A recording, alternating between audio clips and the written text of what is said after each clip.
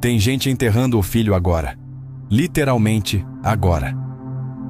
Uma mãe está gritando em silêncio porque a filha de 3 anos morreu de leucemia.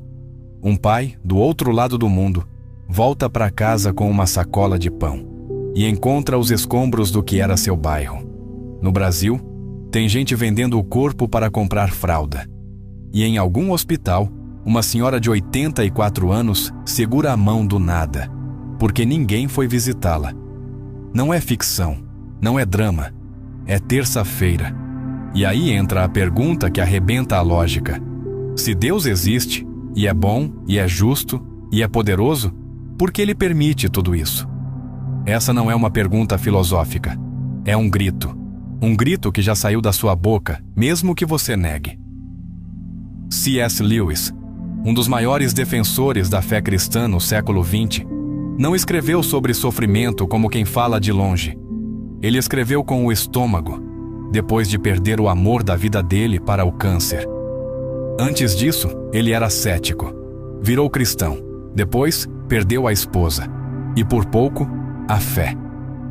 É desse lugar que ele escreveu O Problema do Sofrimento. Mas ele não está sozinho nessa mesa. Do outro lado estão os nihilistas, os ateus racionais, os filósofos da dor. Gente como Nietzsche, que declarou a morte de Deus, e com isso matou o sentido. Como Epicuro, que lançou o paradoxo que até hoje quebra a cabeça de qualquer crente honesto.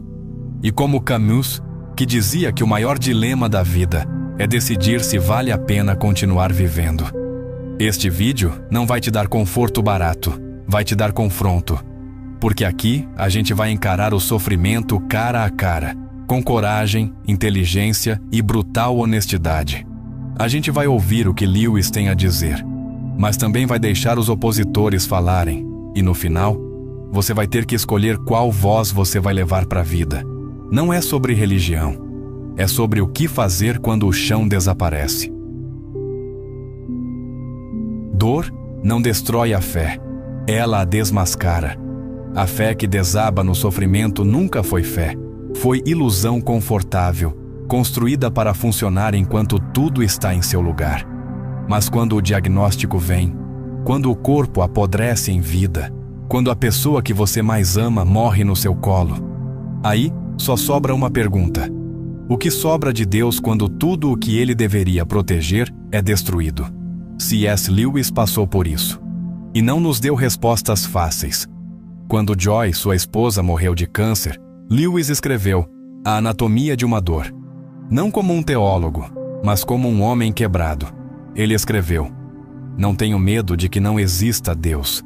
Tenho medo de que exista, e que Ele seja esse monstro frio e indiferente que vejo agora. Lewis sabia o que estava em jogo. Ou Deus era amor, e o sofrimento fazia parte de algo maior, ou tudo era uma fraude. Mas Lewis não defende um Deus que distribui conforto.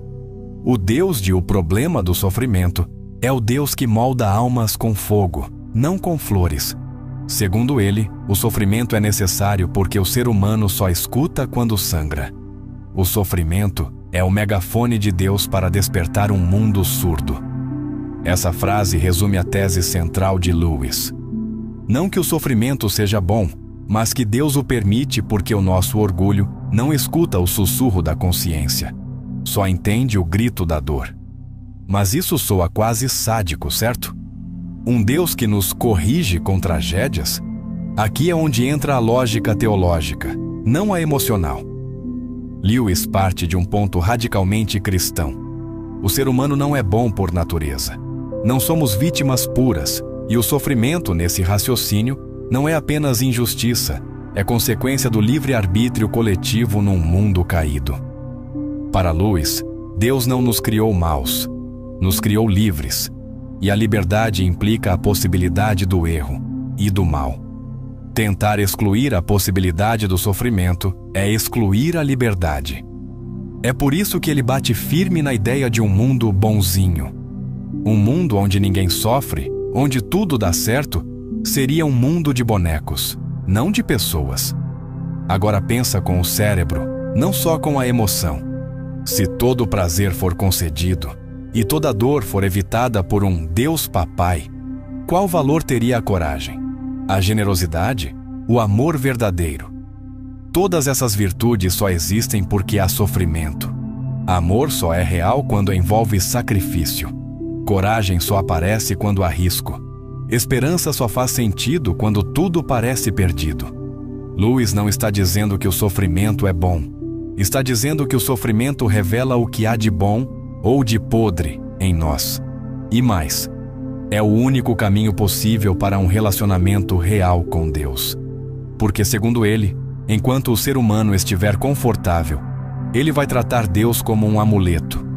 Mas quando o chão desaparece, ou você o encontra, ou você o rejeita. Mas não dá mais para fingir. Corrie ten Boom, cristã holandesa, foi presa em um campo de concentração por esconder judeus durante o nazismo. Ela viu sua irmã morrer, sofreu torturas, passou fome, frio, humilhações. Décadas depois, perdoou os algozes. Disse: "Nunca soube que Cristo era tudo o que eu precisava, até que Ele foi tudo o que me restou." Essa lógica é o coração da visão de Lewis. Ele não explica o sofrimento como punição. Ele o apresenta como um bisturi, doloroso, mas necessário. O médico que corta para curar não é cruel. É amoroso o bastante para fazer o que é preciso. E aqui está o detalhe que incomoda todo cético honesto. Lewis não oferece um Deus que evita nossa dor. Ele oferece um Deus que passa por ela conosco. Esse é o escândalo da fé cristã. Um Deus crucificado. Nenhuma outra religião tem isso. Um Deus que sangra. Um Deus que perde. Um Deus que sofre. Deus sussurra nos prazeres, fala na consciência, mas grita na dor. No fim, a fé de Lewis sobreviveu à dor. Não porque a entendeu, mas porque nela encontrou alguém maior que a própria explicação. Acordar sem vontade de continuar.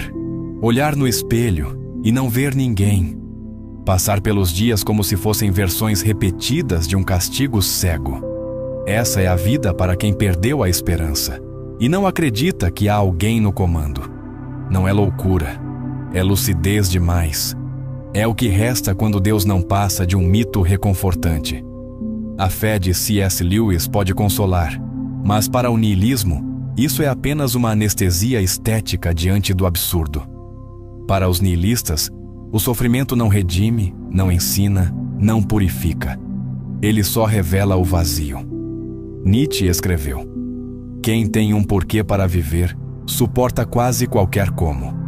Mas ele também avisou: o maior acontecimento recente, que Deus está morto, ainda está em processo de digestão. O problema do sofrimento para o niilismo não é teológico, é existencial. Quando não há Deus, não há propósito além do que você inventa.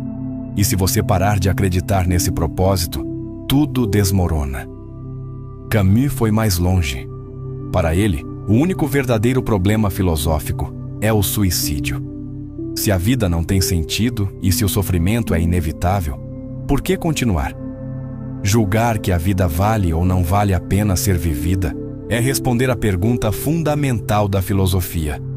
E então ele descreve o homem moderno como Sísifo, condenado a empurrar uma pedra montanha acima para vê-la rolar de volta eternamente. A tragédia é saber disso.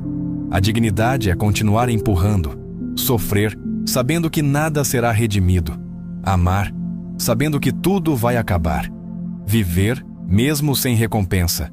Essa é a moral nihilista. Mas o que isso significa na prática? Pega a vida de Émile Cioran, outro pensador do absurdo. Ele escreveu: "Nascer foi um erro." Cioran olhava o mundo e via um teatro de dor gratuito, onde a consciência era uma maldição. A fé, para ele, era a última ilusão antes da rendição. A única lucidez plena era aceitar o sofrimento como um acidente sem sentido. Agora confronta isso com o que vimos em Lewis. Para ele, a dor é um megafone. Para o niilismo, a dor é só ruído. Um alarme que ninguém atende. Não há médico, não há cura, só a sirene. O que aconteceu em Jonestown, 1978, não foi só fanatismo. foi o colapso de um sentido. Mais de 900 pessoas morreram num suicídio coletivo, muitas das quais estavam justamente buscando propósito. Elas trocaram um mundo caótico por uma promessa de comunidade e acabaram esmagadas pela mentira de Jim Jones. É isso que o niilismo denuncia. Sem um porquê forte o bastante, qualquer como nos destrói. Mas o niilismo também carrega algo brutalmente honesto. Ele não finge consolo. Ele diz: o mundo não te deve nada. A vida é instável, injusta, indiferente. A felicidade, se existir, é um relâmpago, não um sol constante. Por isso, os niilistas não são inimigos da verdade. São os radicais dela. E é por isso que o discurso deles ainda ressoa, porque em um mundo que promete tudo e entrega a dor, os niilistas se recusam a mentir. O choque com Lewis aqui é total. Onde ele vê propósito na dor, o niilista vê apenas o limite da consciência. Onde Lewis encontra Deus na escuridão, o niilista diz que é só o eco da nossa carência. Mas há algo em comum entre os dois. Ambos se recusam a ignorar o sofrimento. A diferença é que Lewis vê sentido depois dele. O niilista vê verdade dentro dele. A criança foi estuprada e morta dentro da igreja. O assassino saiu ileso. Deus não fez nada. Não é exagero, é manchete. E nessa hora, nenhum argumento emocional sobre crescimento espiritual ou desígnios misteriosos segura a avalanche da dúvida. Se Deus é onipotente, por que não impediu? Se é bom, por que permitiu? Não é drama, é lógica. Epicuro, filósofo grego do século IV a.C., já tinha encerrado esse debate antes mesmo do cristianismo nascer. Ele formulou um dilema que ainda hoje é o ponto de ruptura para muitos que abandonam a fé. Ou Deus quer abolir o mal e não pode, então é impotente. Ou pode, mas não quer, então é maligno. Ou pode e quer, então de onde vem o mal? Essa estrutura lógica é tão devastadora que qualquer tentativa de explicação precisa primeiro sobreviver a ela. E aqui é onde os ateus racionais entram, com a navalha de Ockham em punho. A explicação mais simples e coerente para o sofrimento no mundo é que não há uma mente divina supervisionando tudo. Richard Dawkins, em Deus, um delírio, não poupa palavras. O universo que observamos tem precisamente as propriedades que esperaríamos se não houvesse, no fundo, nenhum design, nenhum propósito, nenhum mal e nenhum bem, nada além de uma indiferença cega e impiedosa. Essa é a tese central. O sofrimento não precisa de explicação moral. Ele é parte de um mundo natural, onde bilhões de anos de seleção aleatória produziram vida, dor e extinção. O leão não é mau porque mata o antílope. O vírus não é cruel porque destrói uma família. É só biologia agindo. A ciência, nesse ponto, não consola, mas esclarece. Ela mostra que nossos cérebros são máquinas de processar estímulos, que a dor é um sistema de alarme, que o sofrimento humano não tem propósito cósmico, tem causas físicas, sociais, genéticas, históricas. Essa visão materialista do sofrimento pode ser fria, mas ela tem uma vantagem brutal. Não promete nada que não possa entregar. Não há céu, não há redenção, mas há ação. Se Deus não vem, somos nós que temos que impedir a próxima tragédia. Christopher Hitchens ia ainda mais longe. Para ele, a ideia de um Deus que permite o mal não era só ilógica, era moralmente repulsiva. Se Deus realmente nos vigia todo o tempo, então ele assistiu Auschwitz em tempo real e não moveu um dedo. Isso desconstrói diretamente a teodiceia cristã. Não é mais um problema lógico, é um problema de caráter. Se um humano que pudesse impedir a dor e não o fizesse seria um monstro, por que um Deus que age assim continua sendo chamado de amoroso? E aqui há um ponto decisivo de contraste com Lewis. Enquanto o teólogo defende que o sofrimento é parte de um bem maior e invisível, os ateus racionais rejeitam a ideia de um bem que exige sangue inocente. Não é que não compreendam a Teodiceia, é que a consideram uma falência ética. Em Uganda, centenas de crianças foram sequestradas, mutiladas, estupradas e treinadas para matar em nome de um líder religioso. Algumas delas rezavam antes de dormir. Outras ainda usavam medalhinhas de santos no pescoço. E nenhuma intervenção veio. Isso mata a ideia de um Deus ativo, ou transforma esse Deus em algo bem diferente do que o cristianismo prega. A racionalidade ateísta não exige fé. Ela exige coerência. E diante do sofrimento humano, a tese mais racional, para muitos, é a ausência de propósito superior. Mas o ponto mais agudo dessa visão não é o niilismo, é o realismo radical. Se não há Deus, o mal é nosso. A responsabilidade também. E é aqui que o confronto filosófico se aprofunda. Entre a fé que busca sentido num plano oculto e a razão que prefere o absurdo sincero à esperança mentirosa. Alguns gritam, outros só tremem, e há quem reze. A dor não entra pela lógica. Ela invade o corpo e silencia o raciocínio. Um homem em estado terminal, nu sob a luz fria de um hospital, não está pensando se Deus existe. Ele está pedindo que alguém o escute, mesmo que esse alguém não esteja ali. Esse é o ponto onde fé e cérebro se encontram, não no debate teológico, mas no terror da perda, no susto da notícia, no colapso. Quando se estuda o sofrimento do ponto de vista da neurociência, o que emerge não é uma refutação da fé, mas um mapa do quanto ela pode ser uma ferramenta de sobrevivência psíquica. Andrew Newberg, neurocientista e autor de How God Changes Your Brain, demonstrou em dezenas de estudos que a espiritualidade altera fisicamente o cérebro. Durante orações, meditações ou rituais intensos, certas áreas cerebrais ligadas à empatia, autocontrole e resiliência são ativadas. Não é só uma questão de crença, é neuroquímica. As práticas religiosas e espirituais não apenas reduzem o estresse, mas literalmente moldam a estrutura do cérebro humano.